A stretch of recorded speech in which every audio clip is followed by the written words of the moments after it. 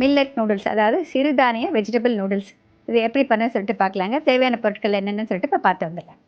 சிறுதானிய vegetable noodles செய்ய தேவையான பொருட்கள்: வேக வைத்த சிறுதானிய நூடுல்ஸ் 1 பாக்கெட், 100 கிராம் முட்டைக்கோஸ், 100 கிராம் கேரட், பெரிய வெங்காயம் நீளவாக்கில் சீவியது விரும்பும் அளவு, 50 கிராம் குடமிளகாய் மெலிதாக சீவியது, வெங்காயத்தாள் விரும்பும் அளவு, மஞ்சள் நிற குடமிளகாய் சிறிதளவு, சர்க்கரை அரை டீஸ்பூன், 4 பல்லு பூண்டு பொடியாக அரிந்தது, உலர்ந்த ஸ்வீட் பேசில், வெள்ளை மிளகுத்தூள் விரும்பும் அளவு, சோயா சாஸ் 1 டீஸ்பூன், தக்காளி சாஸ் 1½ டீஸ்பூன், சில்லி சாஸ் அரை டீஸ்பூன், உப்பு தேவைப்படும் அளவு, எண்ணெய் தேவையான அளவு.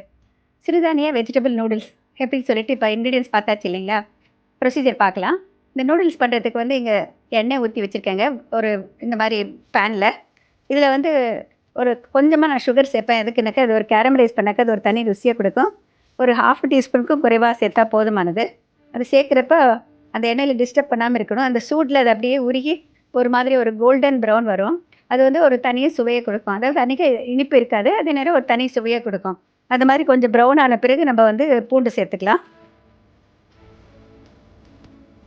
இப்போ வந்து பூண்டு வந்து ஆப்ஷனல், நம்மளுடைய விருப்பம் தான், எவ்வளோ வேணால் அவ்வளோ போட்டுக்கலாங்க. நம்ம கொஞ்சமாக எடுத்து வச்சுருக்கேன், ரொம்ப பொடியாக கட் பண்ணி வச்சுருக்கேன். பூண்டை சேர்த்துக்கலாம். பூண்டோட பெரிய வெங்காயம்,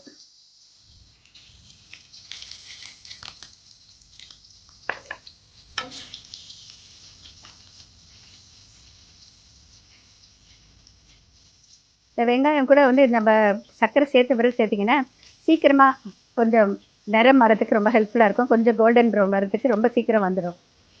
இந்த வெங்காயம் பாதி வதங்கிய பிறகு நம்ம இந்த வதங்கும் தன்மைக்கு தகுந்த மாதிரி வெஜிடபிள்ஸ் சேர்த்துக்கலாம். இப்போ நெக்ஸ்ட் வந்து நான் சேர்க்க போகிறது கேரட். இதில் வந்து 2 கலர் குடமிளகாய் கட் பண்ணி வச்சுக்கோங்க. ஆப்ஷனல், உங்களுக்கு வந்து பச்சை கலர் குடமிளகாய் மட்டும் கிடைச்சாலும் பரவாயில்லைங்க. ஆனால் நான் வந்து ஒரு கலர்ஃபுல்லாக இருக்கணும் அப்படிங்கிறதுக்காக, எல்லா கலரும் சேரணுங்கிறதுக்காக அதை தேர்ந்தெடுத்திருக்கேன். பொதுவாக ஹோட்டல்ஸில் பார்த்திங்கன்னா எல்லாமே போட்டிருப்பாங்க. இந்த மஞ்சள் நிற குடமிளகாய், பச்சை நிற குடமிளகாய், இதெல்லாம் வந்து லேசாக வதங்கணும்.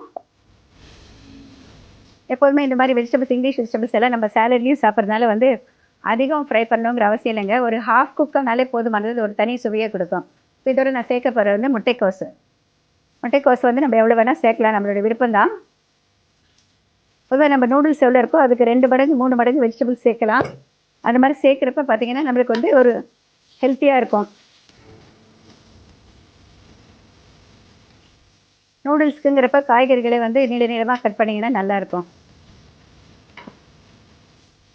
இந்த வெஜிடபிள்ஸ் மட்டும் கொஞ்சமாக உப்பு சேர்க்குறேங்க.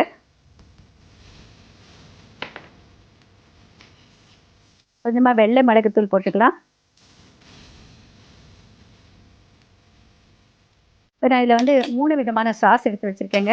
இப்போ தண்ணியை குறைச்சிட்டு இந்த சாஸ் எல்லாம் சேர்த்துக்கலாம். எல்லா சாஸும் நீங்கள் போடணுங்கிற அவசியம் இல்லைங்க. நீங்கள் வீட்டில் வந்து எது அவைலபிளாக இருந்தால் அதை போடலாம். இது வந்து சைனீஸ் ஸ்டைல் அப்படிங்கிறப்ப நம்ம வந்து சோயா சாஸ் சேர்ப்போம். இப்போ கொஞ்சமாக சோயா சாஸ் சேர்த்துக்கலாம். சோயா சாஸ் வந்து dark soya sauce, light soya சாஸ்ன்னு 2 விதமாக கிடைக்குது. உங்களுடைய விருப்பங்க. டார்க் சோயா சாஸ் இருந்ததுன்னா அதை போட்டுக்கோங்க, அது கொஞ்சம் குறைவாக போடலாம். லைட் சோயா சாஸ் இருந்தால் கொஞ்சம் கூடுதலாக போடலாம். இதோட வந்து chilli sauce, red chilli sauce, இது அதையும் போட்டுக்கலாம். வேற்று நாட்டு உணவெல்லாம் பார்த்திங்கன்னா நம்ம மாதிரி ஃப்ரெஷ்ஷாக அரைக்க மாட்டாங்க, எல்லாம் சாஸஸ் தான் போடுவாங்க பொதுவாக.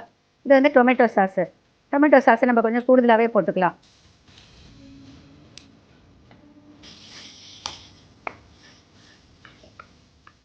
இதோடு வந்து நம்ம ரொம்ப கொஞ்சமாக தண்ணி ஊற்றினா போதுங்க. நூடுல்ஸ் ஆல்ரெடி வேக வச்சுருக்கோம்.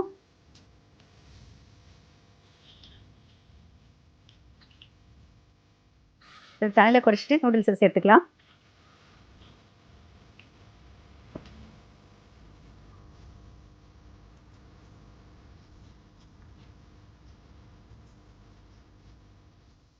இப்போ இந்த நூடுல்ஸ்க்கு ஏற்றபடி கொஞ்சம் உப்பு சேர்த்துக்கலாம்.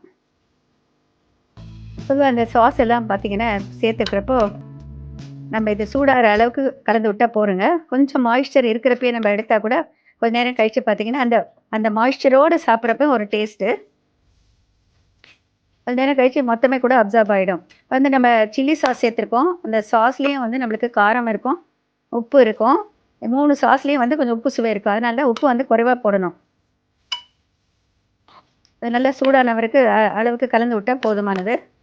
அதாவது பொதுவா பார்த்தீங்கன்னா, ஒரு கான்செப்ட் நூடுல்ஸ் அப்படிங்கிறப்போ, அது ஹெல்த்தி கிடையாது அப்படிங்கிற மாரி ஒண்ணு போயிட்டே இருக்கு. அதில வந்து முக்கியமான காரணம் வந்து நம்ம மைதா சேர்த்த நூடுல்ஸ் அப்படிங்கிற மாதிரி. இப்ப மில்லட் நூடுல்ஸுங்கிறா கூட அவங்க வந்து மில்லட்ஸ் கொஞ்சமும், கோதுமை மாவு கொஞ்சம் சேர்த்து தான் பண்ணியிருப்பாங்க. இல்லைன்னா வெறும் மில்லட் ஃப்ளார் போட்டுட்டு நம்ம வந்து நூடுல்ஸ் பண்ண முடியாதுங்க. இப்ப இதில கடைசியா நான் சேர்க்க போறது வந்து, நம்ம தின்னூத்தி பச்சிலைன்னு சொல்லுவோம் பாருங்க. அதுக்கு வந்து பேசில்ன்னு சொல்லுவாங்க இத்தாலியன் இதில. அது வந்து ஸ்வீட் பேசில்ன்னு சொல்லுவாங்க. அந்த ஸ்வீட் பேசில கொஞ்சம் போட்டுக்கலாம். இதெல்லாம் நல்லா மிக்ஸ் பண்ணிட்டோம்னாக்கா, நம்மளுக்கு நூடுல்ஸ் ரெடி. இப்ப அடுப்ப அணைச்சிடுறேன். இப்ப வந்து டிஸ்ப்ளே டிஷ்ஷுக்கு மாத்திடலாம். பொதுவா இதுக்கு வந்து ஸ்ப்ரிங் ஆனியன், அதாவது வெங்காயத்தாள வந்து லாஸ்ட்ல தான் போடணுங்க. இப்ப நான் வந்து இத டிஸ்ப்ளே டிஷ்ஷுக்கு மாத்திட்டு மேல போட்டுறேன்.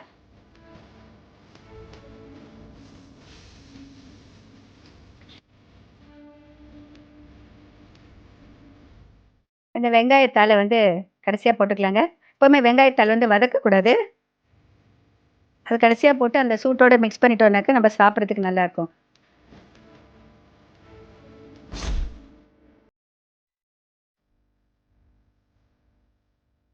சிறுதானிய வெஜிடபிள் நூடுல்ஸ் செய்றதுக்கு ஒரு ரீகேப் பார்க்கலாங்க.